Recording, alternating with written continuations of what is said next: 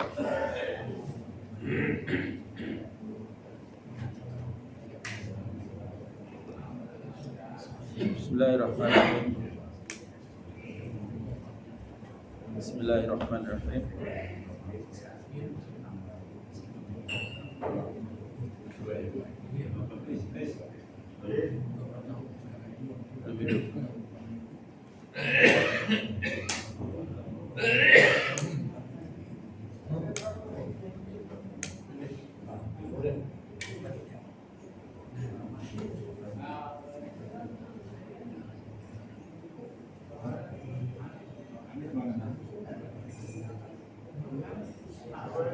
Sementara pakai ini.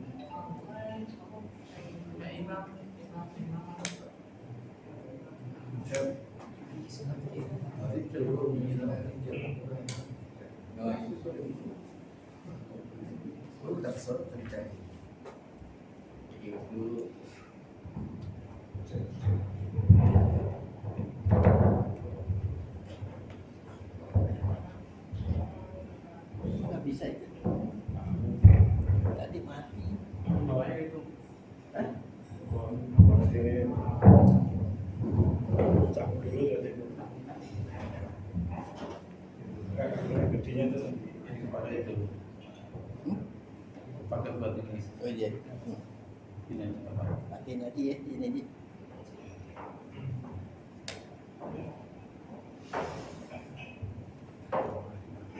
Hidup di sini. Deh.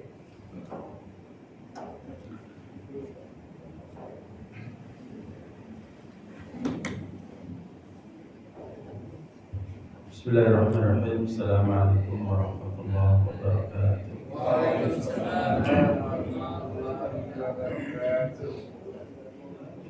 Alhamdulillah wa kafa wassalatu wassalamu ala nabiyil mustafa wa ala alihi wa sahbihi ahli sidqi wal wafa amma ba'd.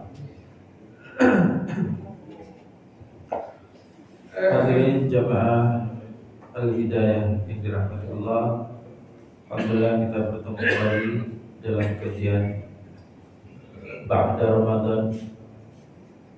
Untuk saya ini pertemuan pembuka sesudah Ramadan.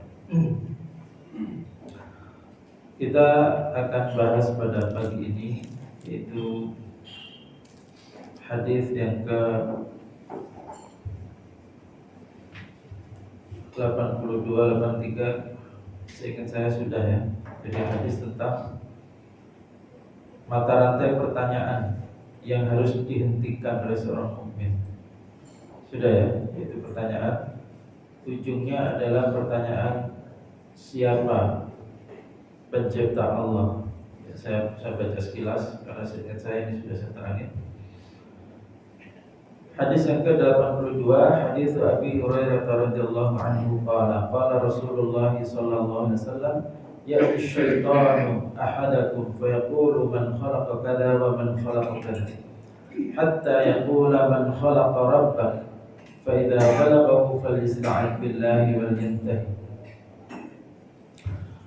Abu Hurairah radhiyallahu anhu meriwayatkan bahwa Rasulullah sallallahu alaihi wasallam bersabda, akan datang syaitan kepada salah seorang di antara kamu. Maka syaitan membisikkan, man khalaqa kadza, siapa pencipta ini, siapa pencipta itu. Misalnya dia melihat gunung, maka dia akan dimunculkan oleh syaitan pertanyaan, siapa pencipta gunung, siapa pencipta matahari, siapa pencipta bumi, dan seterusnya. Nah, akal manusia akan dituntun sampai pada pertanyaan man khalaqa rabbak. Jadi syaitan mengawalinya dengan pertanyaan siapa pencipta ini, siapa pencipta itu. Lalu kemudian sampai pada pertanyaan siapa pencipta Rabbmu. Maka Rasulullah SAW dalam hadis ini memerintahkan agar kita berhenti ketika sudah sampai pada pertanyaan itu.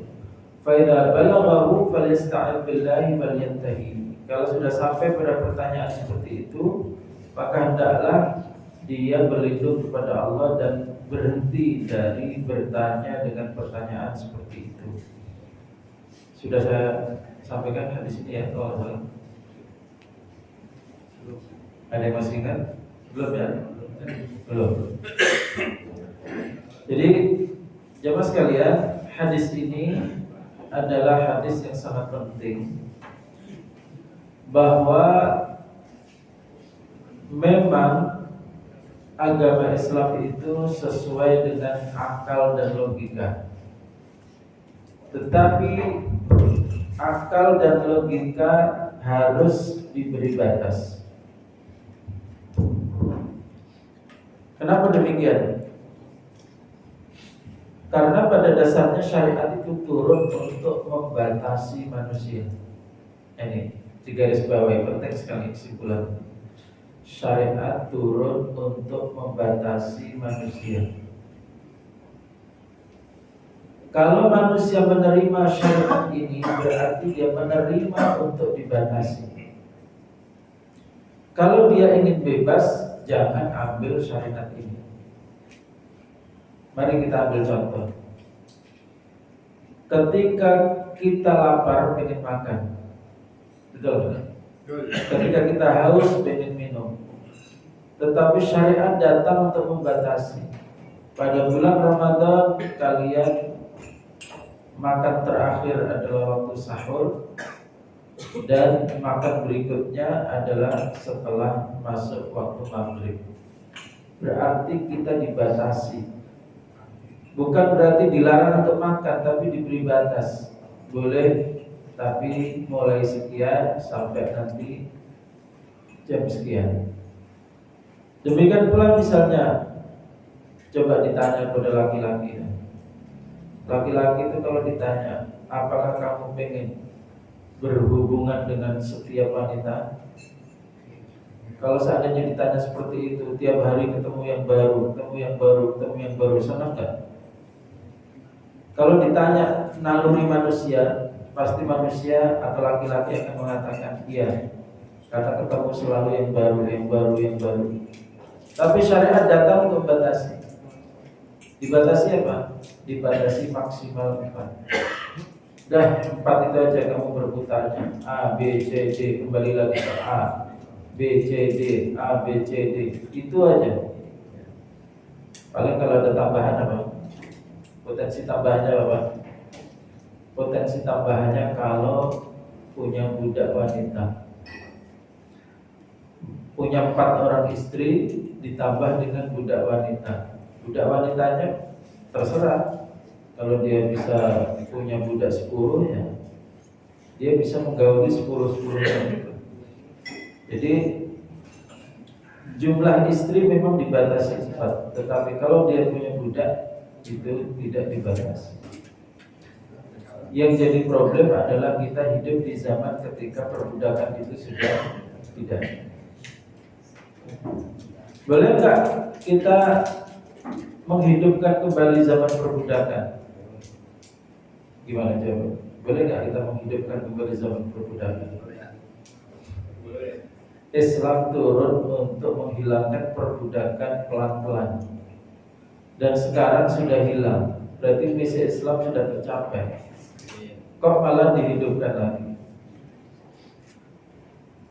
Nah, oleh karena itu, karena kita hidup di zaman ketika perbudakan sudah hilang, maka maksimal jam 4. Itu artinya syariat datang untuk membatasi. Pertanyaan kemudian adalah, akal kita itu punya kebebasan untuk bertanya tentang apa saja. Betul nggak? Akal kita punya kebebasan bertanya apa saja. Bertanya kenapa kok benda kalau jauh dari tanah kemudian tersedot oleh tanah. Orang kemudian paham, oh itu namanya gravitasi. Kenapa ada penyakit seperti ini? Oh sebabnya karena ini. Obatnya apa? Cari obatnya ketemu. Jadi akal manusia itu adalah bisa dan mungkin berkelana dengan tanpa batas. Tetapi syariat datang untuk memberi batas. Sekali lagi kalimatnya apa? Syariat datang untuk memberi batas. Maka akal kita tidak boleh dibebaskan bertanya tentang apa saja. Dan salah satu pembatas itu adalah pertanyaan tentang siapa pencipta Allah. Sama dengan batasan untuk syahwat kita tadi, batasan untuk nafsu kita, batasan untuk makanan kita. Mulut kita kalau boleh makan itu apa saja dimakan, tetapi kemudian syariat datang membatasi. Babi jangan, bangkai jangan, darah jangan, ada batasnya. Maka sebagaimana syariat datang membatasi nafsu kita, membatasi syahwat kita, syariat juga datang membatasi pikiran atau potensi pertanyaan yang ada di kepala kita. Jadi jangan memprotes hadis ini. Kenapa? Karena yang serupa dengan itu ada, pembandingnya ada. Sehingga kalau orang sampai pada pertanyaan siapa pencipta Allah, maka dia harus berhenti. Seperti ketika orang lapar, makan sapi sudah bosan, makan kambing sudah bosan, makan ayam sudah bosan. Begitu ketemu babi, stop, jangan dimakan. Jadi jamaah sekalian, hadis ini bukan sesuatu yang unik, bukan sesuatu yang berbeda dengan yang lain. Tetapi hadis ini adalah hadis yang biasa-biasa saja, seperti keumuman syariat, bahwa syariat datang adalah untuk membatasi.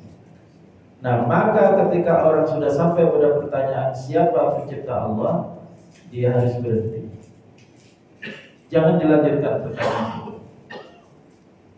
Sebab kalau dilanjutkan, pasti dia mencari-cari jawaban sendiri, atau bahkan dia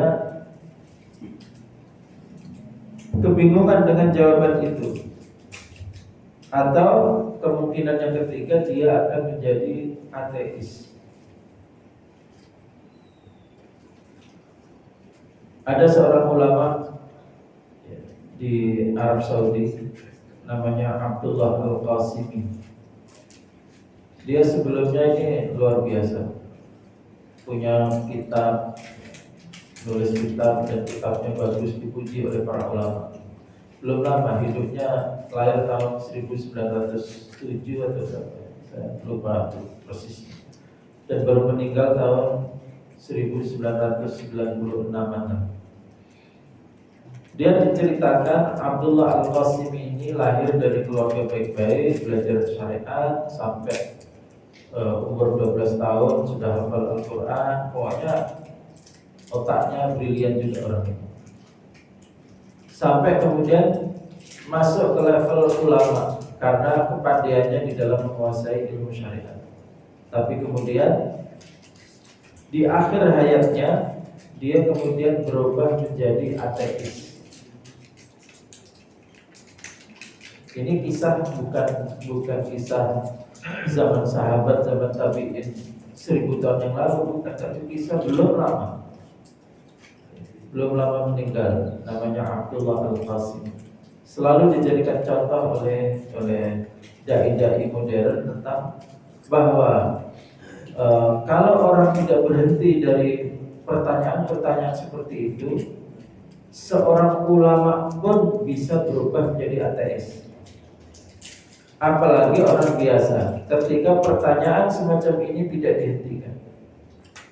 Sebagaimana kalau dia keinginan mulutnya untuk makan apa saja tidak dihentikan ketika ketemu babi, maka dia akan terus tidak bisa dihentikan, dan akhirnya menjadi orang yang fasik. Nah, jadi jamaah sekalian, inti dari hadis ini adalah Islam datang untuk membatasi banyak hal dari diri kita, dan salah satunya adalah membatasi pikiran kita. Lalu hadis yang ke-83 yang mirip dengan itu adalah dari sahabat Anas bin Malik radhiyallahu anhu. Qala Rasulullah sallallahu alaihi wasallam, la yabrahan nasu yatasaaluna hatta yaqulu hadza Allahu khaliqu kulli syai'in faman khalaqallah. Anas bin Malik radhiyallahu anhu meriwayatkan bahwasanya Rasulullah SAW bersabda, manusia akan selalu bertanya-tanya tentang segala hal sampai pada kesimpulan Allah adalah pencipta segala sesuatu. Lalu siapakah yang menciptakan Allah? Nah, hadis ini merupakan pelengkap dari hadis sebelumnya, yaitu intinya sama. Pertanyaan manusia dalam banyak hal itu boleh dan baik, tetapi kalau sudah sampai pada pertanyaan siapa pencipta Allah, maka itu adalah pertanyaan yang harus dihentikan. Baik, kemudian kita akan bahas pada kali ini adalah hadis yang ke-84.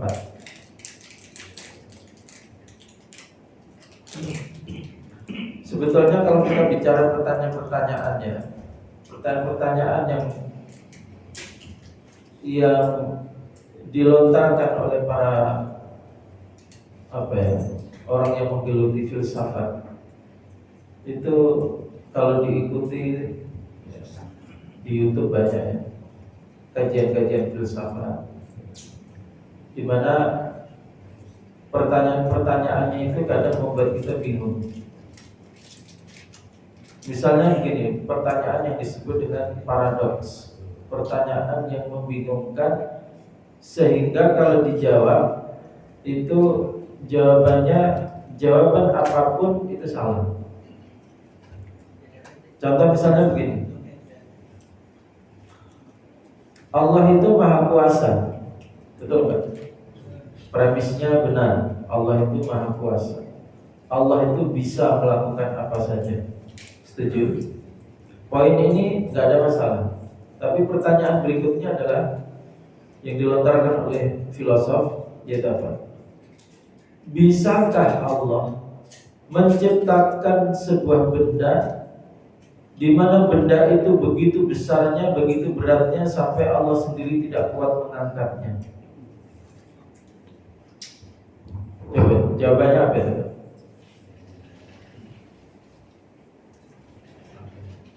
Allah maha kuat, maha kuasa.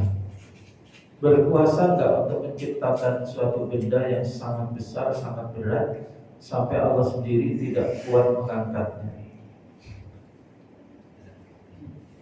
Itu namanya pertanyaan apa? Disebut dengan paradoks.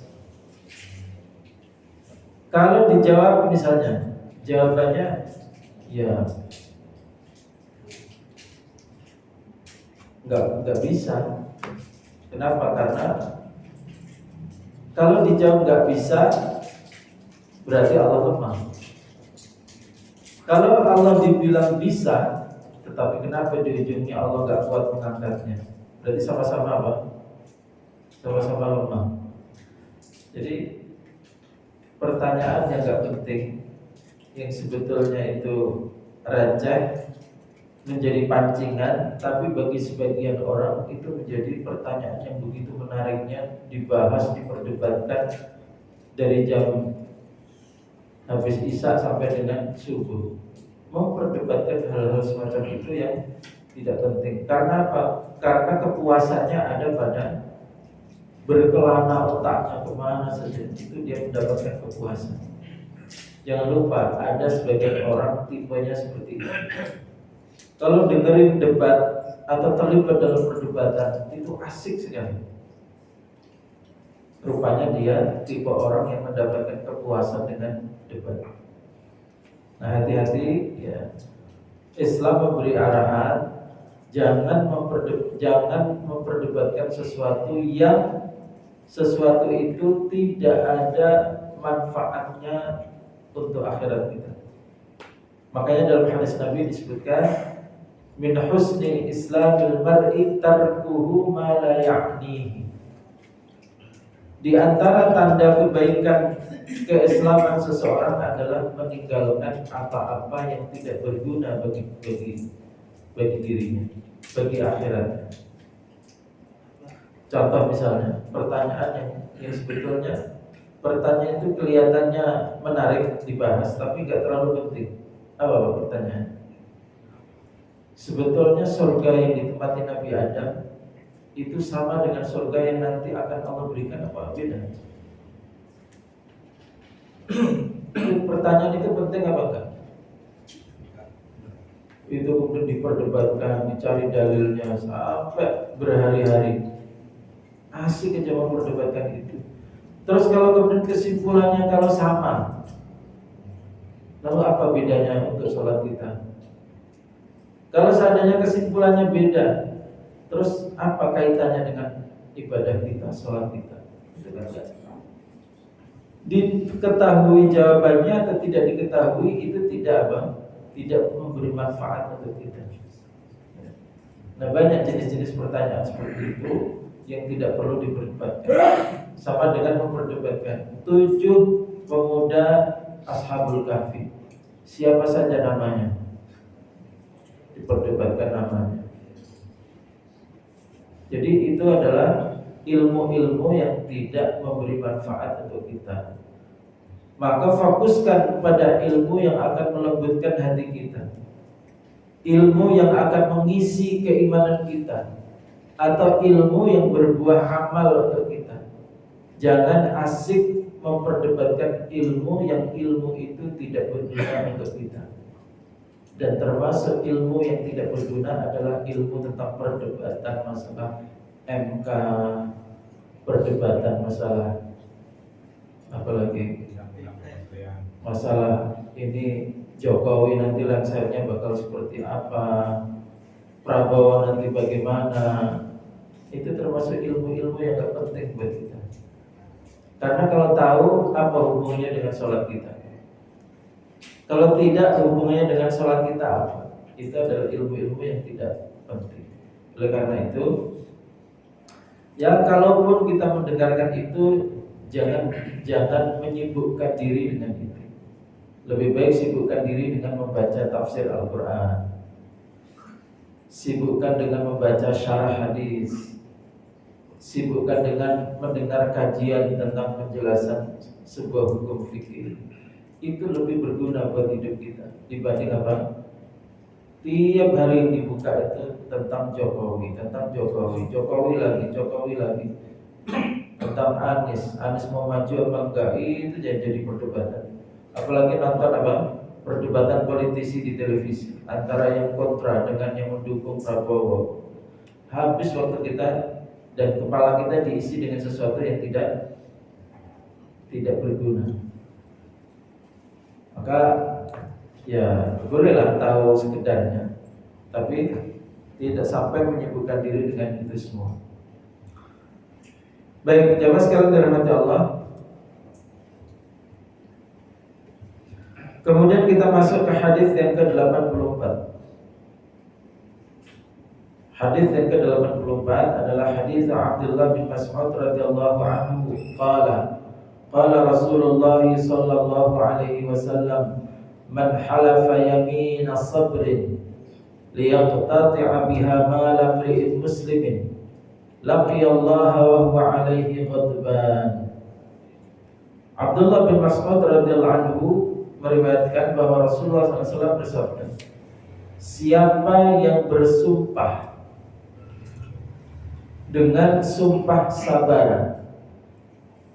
Nanti ada penjelasannya apa yang dimaksud dengan sumpah sabar atau sumpah defensif, dalam rangka mengambil harta yang sebetulnya dimiliki saudaranya,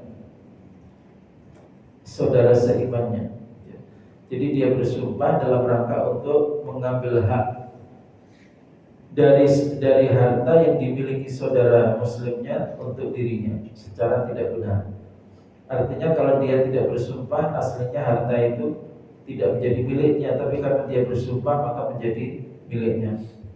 Laqiyallaha wa huwa alaihi ghadban, maka dia akan bertemu Allah dan Allah akan murka kepadanya. Bertemu Allah dalam keadaan Allah murka. Jadi bertemu Allah itu ada dua kemungkinan. Bertemu Allah dalam keadaan Allah ridho kepada kita, atau bertemu Allah dalam keadaan Allah murka kepada kita. Makanya salah satu tantangan Al-Quran terhadap orang Yahudi, apa substansi tantangan itu? Wahai Yahudi, kalau memang kamu merasa benar, merasa sebagai pihak yang selalu dibela oleh Allah, dicintai oleh Allah, maka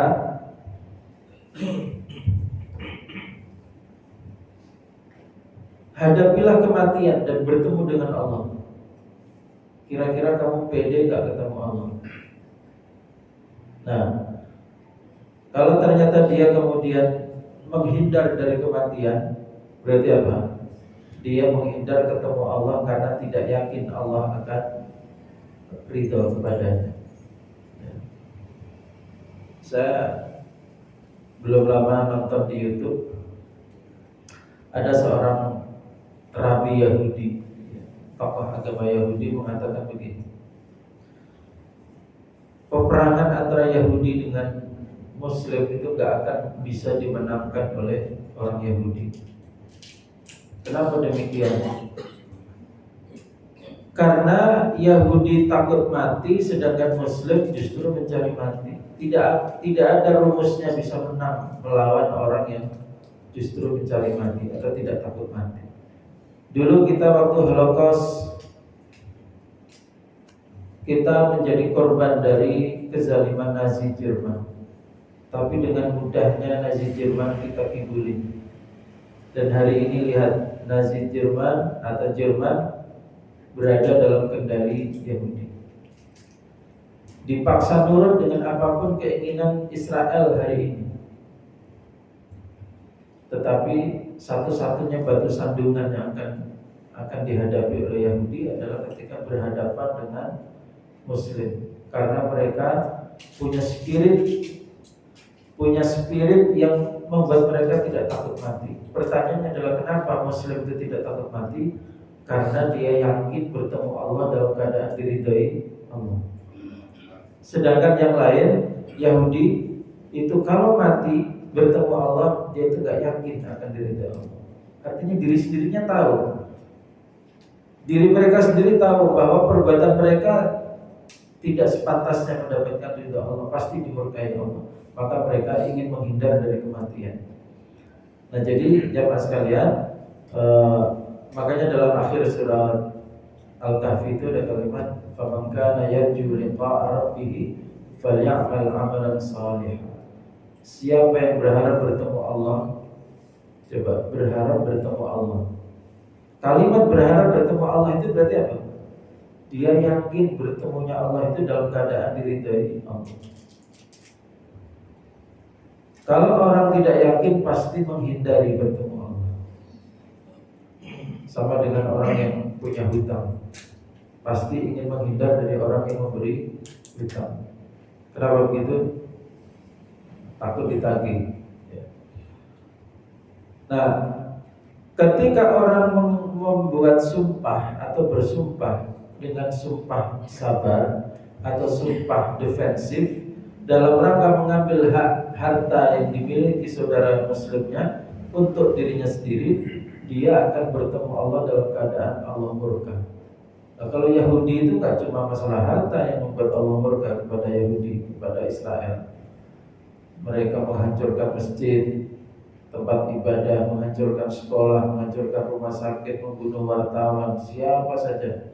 Bahkan dunia memintanya, tetap saja mereka akan dan sudah mulai menyerang Rafah.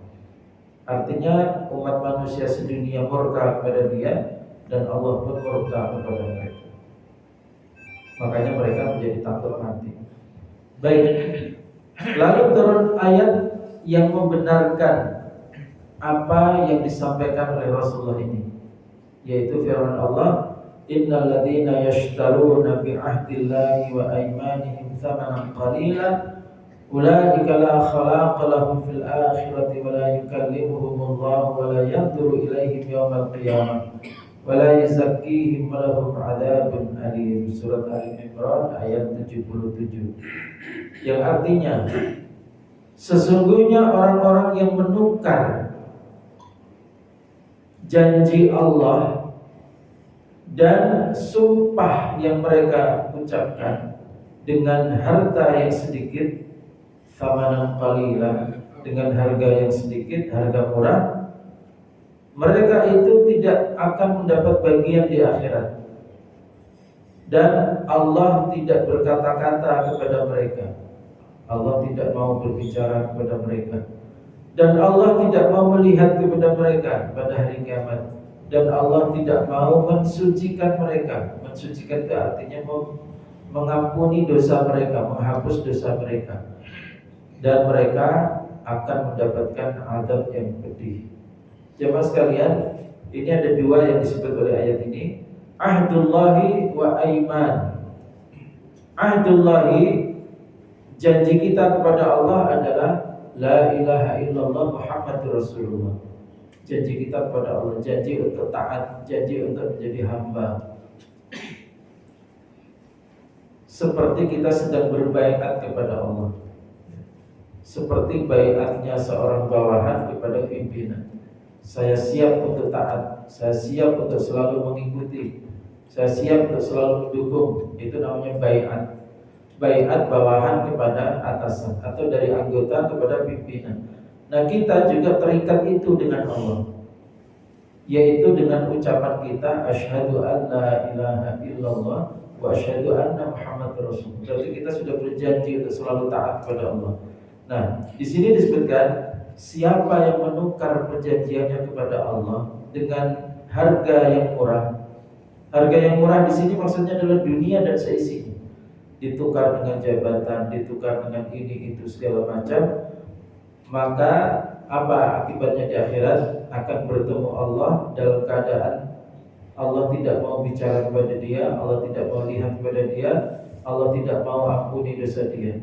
Dan disediakan azab yang pedih untuknya. Kenapa? Sudah berjanji kepada Allah untuk setia, tetapi ternyata mengkhianati kesetiaan kepada Allah.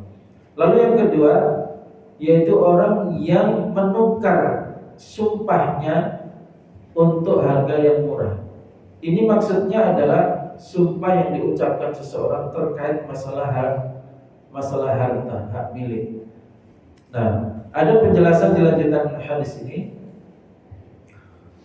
Qala fadakhala al-Ash'ath bin Qais wa qala ma yuhaddithukum Abu Abdurrahman.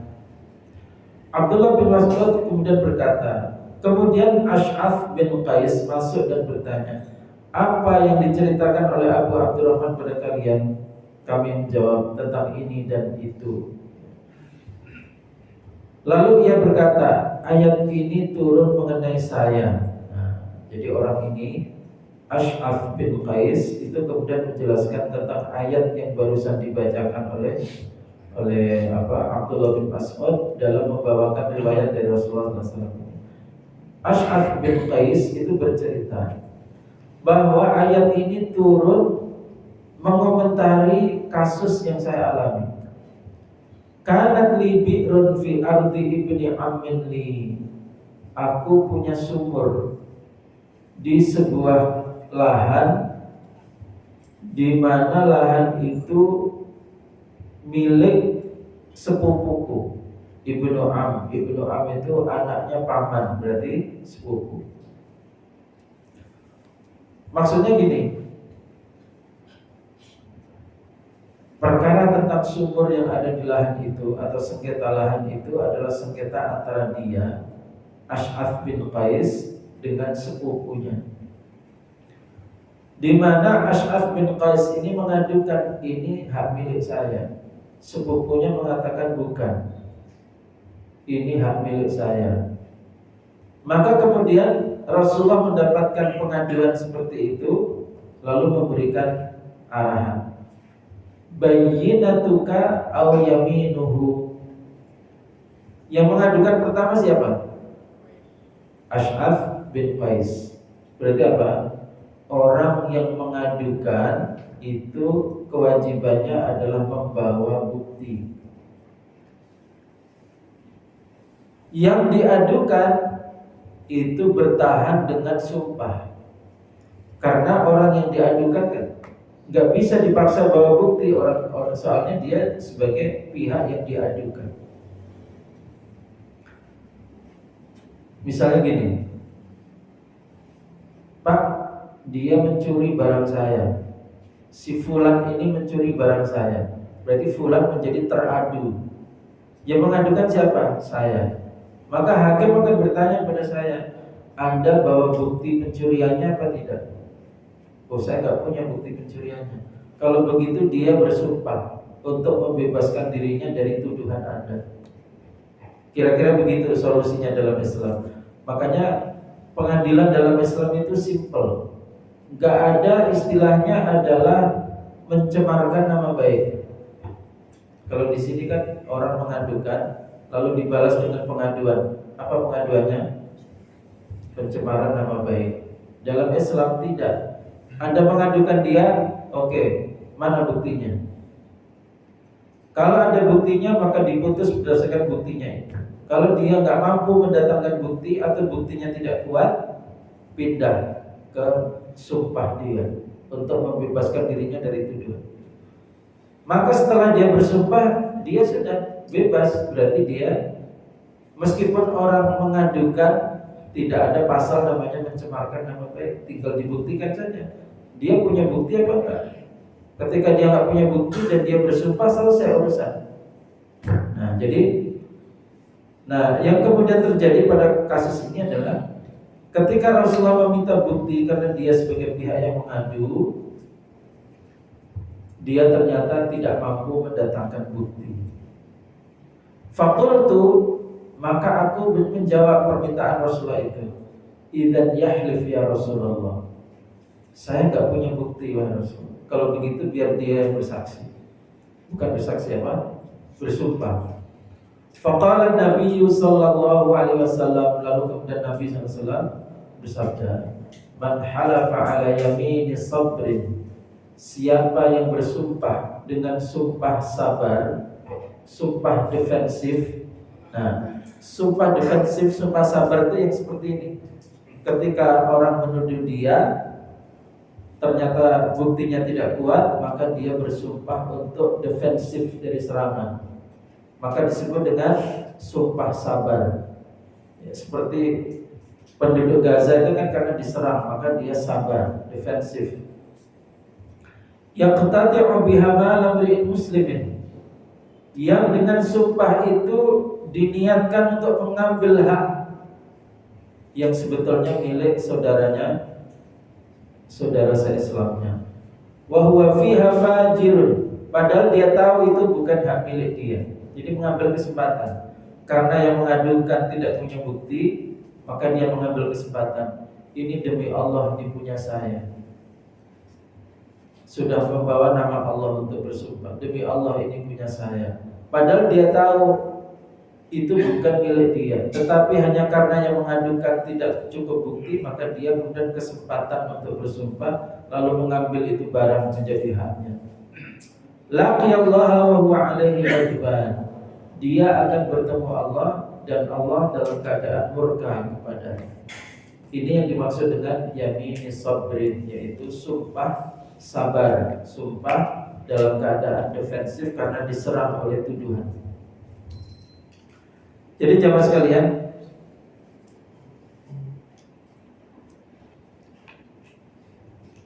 orang yang tidak mampu mendatangkan bukti, apakah sudah pasti dia bukan pemilik sahnya?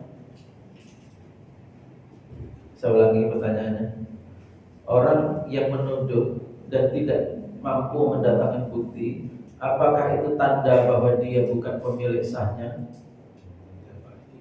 Jawabannya belum tentu. Bisa jadi buktinya hilang, padahal memang dia pemilik sah, tapi buktinya hilang. Misalnya apa bukti itu? Sertifikat hak milik, atau bukti sebelum hak milik itu kan mungkin letter apa, letter C atau apalah ya, bukti-bukti kepemilikan. Buktinya hilang. Dia nggak mampu mendatangkan itu, tapi menurut ilmu Allah dia memang pemilik yang sah. Nah, ketika ternyata diserobot orang, ya kan, diserobot orang, digarap, kan dia pengen mengambil lagi kan tanah yang digarap orang ini. Maka ya Rasulullah, itu sebetulnya tanah saya, bukan tanah dia, walaupun dia garap, misal gitu. Iya, tapi mana buktinya? Ya, buktinya udah hilang dulu, kena banjir, misalnya gitu kan. Maka yang kemudian dilakukan apa dalam hukum Islam? Cukup yang garap suruh bersumpah. Sekarang kamu yang bersumpah. Karena yang nuduh tidak mampu mendatangkan bukti. Maka dia gunakan itu sebagai kesempatan emas untuk mengambil secara batil. Saya bersumpah demi Allah, ini tanah milik saya. Padahal dia tahu ketika bersumpah itu memang itu dia mendapatkan nyerobot, bukan haknya, nggak beli. Akhirnya apa pengadilan? Pengadilan menetapkan tanah ini milik dia karena kamu yang mengadukan gak mampu mendatangkan bukti, sedangkan dia berani bersumpah. Berarti pengadilan memutuskan kalau begitu ini tanah milik yang bersumpah. Pindahlah kepemilikan secara batil melalui sumpah. Ini yang disebut dengan apa? Menukar sumpah untuk harga yang murah. Ayat tadi kan bilang apa? Orang yang menukar perjanjiannya dengan Allah dan sumpahnya di hadapan manusia untuk sebuah harga yang murah, maka dia bertemu Allah tidak mendapat bagian apa-apa. Maksudnya apa? Tidak mendapat bagian nikmat akhirat berupa surga dan segala macam. Yang ada malah dimurkai oleh Allah, tidak diajak bicara oleh Allah, tidak dilihat oleh Allah, tidak diampuni dosanya oleh Allah, dan akan mendapatkan azab yang pedih. Kenapa? Karena membawa nama Allah untuk tujuan kejahatan. Oleh karena itu, para ulama salaf itu punya kalimat begini: lebih baik aku bersumpah secara gimana? Lebih baik aku jadi gini, bersumpah supaya punya bobot adalah dengan menyebut nama Allah. Lebih baik bersumpah dengan tidak menyebut nama Allah tetapi benar dibanding sumpah dengan menyebut nama Allah tetapi isinya kebohongan. Paham? Sumpahnya tidak menyebut nama Allah tapi benar. Ya, misalnya apa? Itu benar, itu adalah milik saya. Tetapi dia tidak membawa nama Allah. Ada orang yang bersumpah sumpahnya benar menggunakan nama Allah. Maksudnya gini, sumpahnya keliru tidak menggunakan nama Allah, tetapi dia bohong, dia benar, atau menggunakan nama Allah tetapi isinya benar. Contoh misalnya gini, sumpah yang tidak menggunakan nama Allah, contohnya apa? Sumpah dengan menggunakan matahari. Demi matahari, ini benar milik saya. Begitu gitu. Dan itu fakta memang milik dia. Sumpahnya salah tapi isinya benar. Kenapa salah? Karena dia bersumpah menggunakan nama selain Allah, pakai matahari. Atau pilihan yang kedua, sumpahnya benar demi Allah, berarti kan benar, tapi isinya salah. Isinya adalah mengambil harta orang secara batil.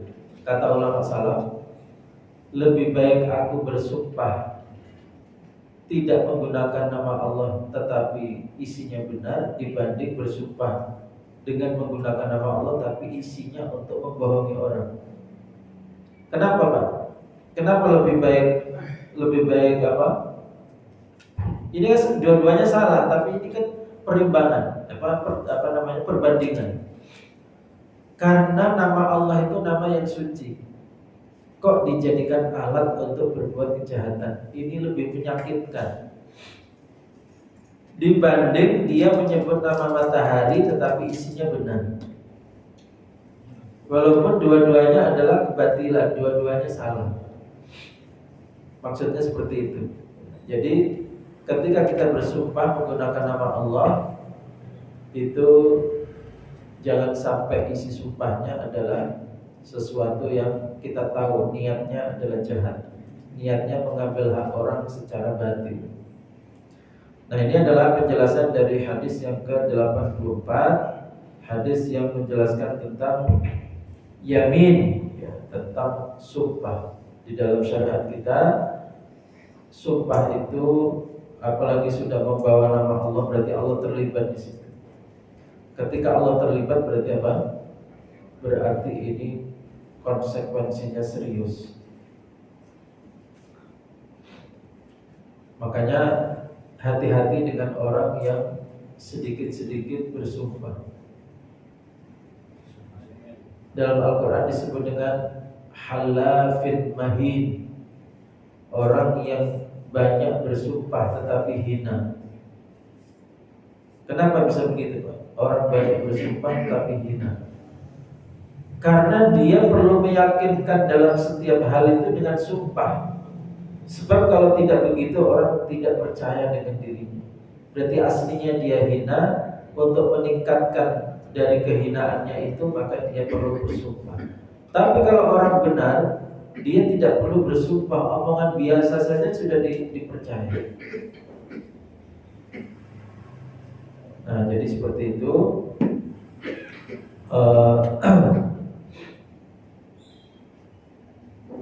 Ada sumpah yang salah, di antaranya yang populer di masyarakat adalah sumpah menggunakan nama Rasulullah. Demi Allah, demi Rasulullah. Ini tidak ada tuntunannya. Mungkin dia punya pikiran, ya Rasulullah kan maksud, Rasulullah kan sosok yang istimewa, maka kemudian disebut dalam sumpah, dan itu tidak benar. Baik, sampai di sini barangkali ada pertanyaan, dipersilakan. Ya, benar. Sumpah selain boleh Sumpah. selain nama Sumpah dengan menggunakan sesuatu yang bukan Allah itu tidak diperbolehkan di dalam syariat kita. Yang boleh bersumpah dengan selain Allah adalah Allah sendiri. Seperti dalam Al-Quran, wasyamsi waduhaha. Wasyamsi itu adalah sumpah demi matahari. Waduhaha, dan waktu duhanya atau cahayanya waktu duha. Wal qamari idza talaha wan nahari idza jallaha. Itu dihitung ada 11 sumpah. Terus lanjutannya apa? Wasyamsi waduhaha wal qamari idza talaha wan nahari idza jallaha wal laili idza yaghshaha was samai wa ma banaha wal ardi wa ma tahaha wa nafsin wa ma sawwaha fa alhamaha fujuraha wa taqwaha. Di dalam buku Tazkiyatun Nufus itu diterangkan bahwa surat ini berisi 11 sumpah. 11 sumpah. Wasyamsi waduhaha, itu berarti 2, demi matahari dan cahaya waktu duhanya. Wal qamari idza talaha, 3. Terus wan nahari idza jallaha, 4. Pokoknya dihitung itu ada 11. Untuk menekankan tentang pentingnya kesucian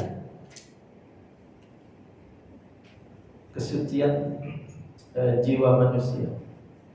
Jadi Allah sebelum menekankan pentingnya tazkiyatun nafas, itu mensucikan diri kita dari syirik, dari riya, dari dengki, dari segala macam, itu diawali dengan 11 kali sumpah. Tetapi sumpahnya semuanya menggunakan benda-benda selain Allah, seperti matahari, bulan, siang, waktu duha, dan seterusnya. Nah berarti Allah boleh bersumpah dengan bukan dirinya, karena Allah di luar aturan hukum syariat, karena Allah yang menurunkan hukum syariat. Tetapi untuk kita bersumpah itu hanya boleh menggunakan nama Allah. Nama Jibril tidak boleh, nama Nabi Muhammad tidak boleh, nama Ka'bah tidak boleh. Yang boleh adalah Warabbil Ka'bah, dan pemiliknya Ka'bah. Nah, itu bisa. Karena pemiliknya Ka'bah berarti Allah. Tetapi kalau bersumpah dengan Ka'bahnya tidak boleh. Makanya teks sumpah di dalam bahasa Arab itu ditandai dengan kasrah di belakang. Wasyamsi itu artinya demi matahari. Tapi kalau bunyinya ujungnya dibuat dhammah, wasyamsu, itu bukan lagi sumpah.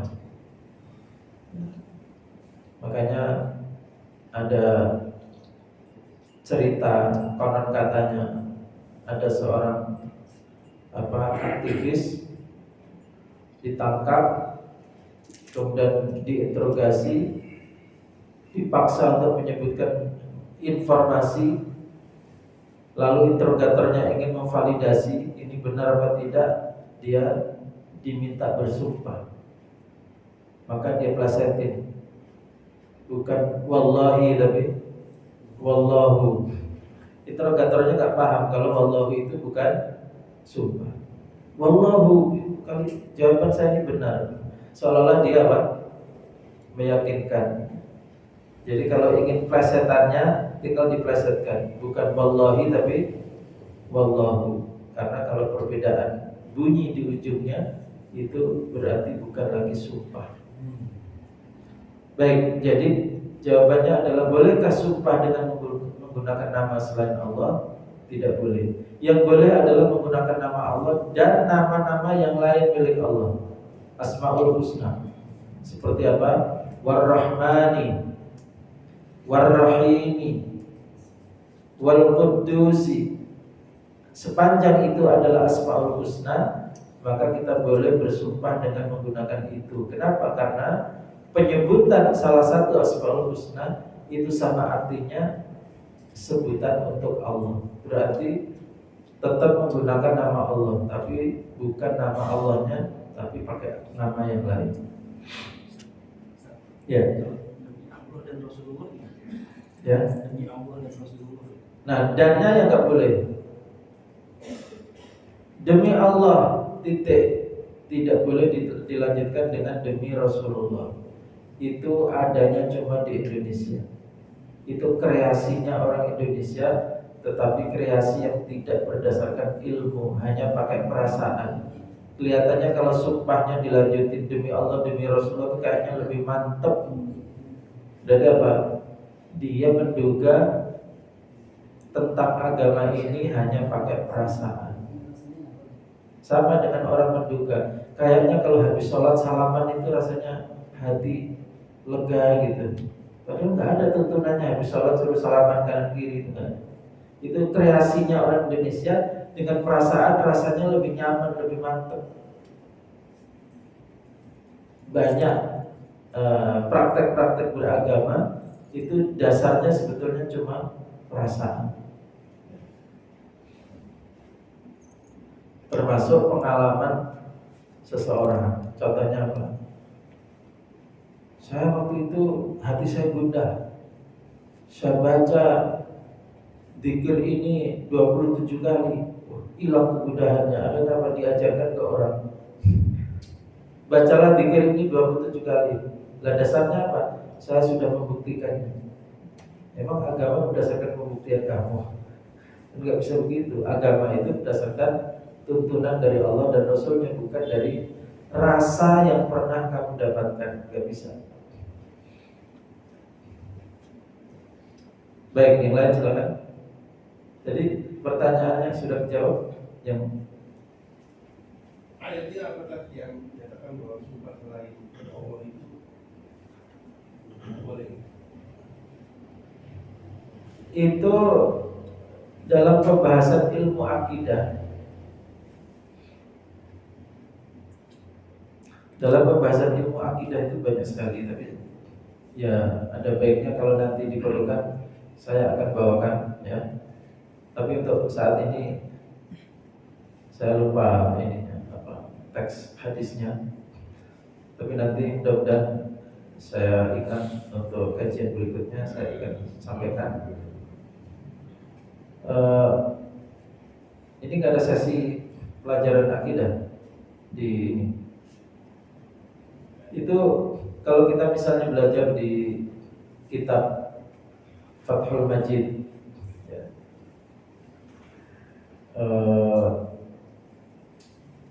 dalam pelajaran akidah yang sering dipakai dalam kajian-kajian akidah itu ada keterangan itu ya, bahwa bersumpah itu hanya boleh menggunakan nama Allah. Tidak boleh bersumpah dengan menggunakan nama selain Allah. Dan kenapa itu dilarang? Karena bersumpah itu kan memastikan. Bersumpah itu memastikan bukan? Ya kan? Kita ingin memberi kepastian. Satu-satunya yang mampu bisa memberi kepastian itu siapa? Allah. Itulah makanya yang layak disebut cuma Allah. Coba kita memberi kemantapan dan kepastian, nyebutnya matahari. Memang matahari bisa memberi pengaruh kepastian kepada kita? Kan matahari benda mati. Kita menyebut Ka'bah, memang Ka'bah bisa memberi tambahan kepastian buat kita. Nah, jadi karena sumpah itu adalah memberi kemantapan dan kepastian, yang mampu memberi kepastian hanyalah Allah. Itulah makanya alasannya kenapa dalam ilmu akidah sumpah itu hanya boleh menggunakan nama Allah. Kalau Allah sendiri boleh bersumpah dengan sesuka Allah, dan ada maksud di balik itu, yaitu Allah ingin ketika Allah menyebut benda dijadikan sumpah, kata para ulama, artinya Allah ingin memberi pesan benda itu sangat penting. Perhatikan keistimewaan benda itu, manfaat benda itu, karena ini sesuatu yang penting dalam kehidupan kita.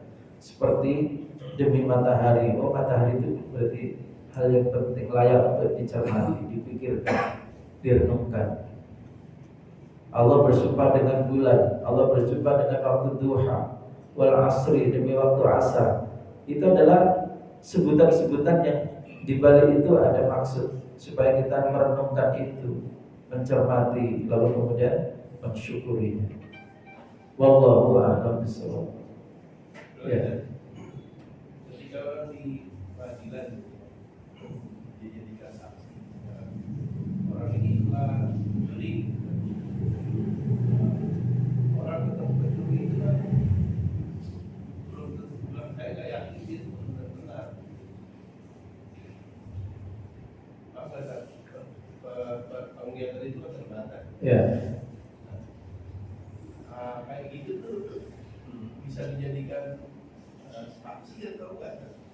Karena saya nggak yakin ada saksi yang benar-benar yakin bahwa dia itu yang di pengadilan itu adalah orang itu.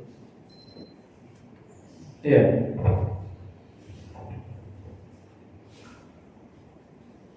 Kalau kasus pencurian itu pengaduannya tidak menggunakan kesaksian yang rumit seperti kesaksian dalam pidana tentang perzinahan. Nah, kalau orang punya bukti pencurian itu dan memang fakta ada perpindahan barang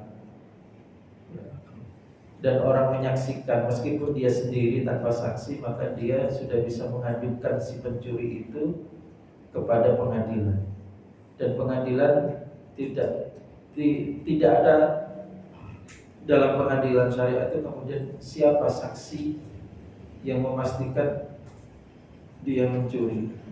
Dia sendiri yang menyaksikan, lalu mengadukan dan ada bukti bahwa dia memang pindah barang itu ke tangan dia, misalnya motor gitu ya, motor. Dia adukan dia telah mencuri motor saya. Ternyata motor memang ada di rumah fulan itu. Nah itu sudah cukup. Beda dengan kasus apa? Kasus perzinahan. Di mana kasus perzinahan itu karena ini terkait dengan kehormatan, maka kesaksiannya lebih rumit, yaitu harus ada 4 orang laki-laki. 4 orang laki-laki ini orang adil, bukan fasik, melihat alat kelamin masuk ke alat kelamin. Tidak bisa hanya melihat badannya ada di atas badan, itu belum tentu, karena masih ada kemungkinan ya bisa jadi kelamin dengan kelaminnya nggak masuk. Nah jadi kalau cuma indikasi nggak bisa. Tetapi kalau pencurian yaitu ada yang mengadukan dan mengaku melihat, lalu kemudian ada bukti fisik bahwa ya barang itu ada di tangan seseorang. Jadi itu sudah cukup untuk menjadi bukti untuk kasus pencurian. Wallahu a'lam bishawab. Yang lain? Cukup ya? Baik, alhamdulillah kita pagi ini sudah membahas hadis yang ke-84. Kita tentu saja merindukan pengadilan syariat. Kenapa demikian? Pengadilan syariat itu simple. Yang mengadukan bawa bukti, gagal membawa bukti, lawannya suruh bersumpah. Gak perlu berbulan-bulan, cepat selesai. Tapi karena pengadilannya tidak melibatkan Allah, pengadilan tanpa melibatkan Allah. Kalau pengadilan syariat kan melibatkan Allah. Di mana pelibatannya? Gagal membawa bukti, dia suruh sumpah. Sumpahnya melibatkan Allah. Karena hanya Allah yang tahu. Dia berani mengucapkan itu, ya sudah, itu urusan dia dengan Allah. Udah selesai, suka gak suka. Wah, saya sakit hati, barang saya gara-gara sumpah dia malah jatuh ke tangan dia. Ya udah, secara dunia Anda nggak bisa apa-apa lagi sudah. Yang Anda bisa tunggu cuma akhirat nanti. Anda bisa tuntut, ngadu ke Allah, ya Allah dia mengambil barang saya secara batil, kasih adab dia misalnya. Itu bisa. Tapi kalau di dunia sudah selesai.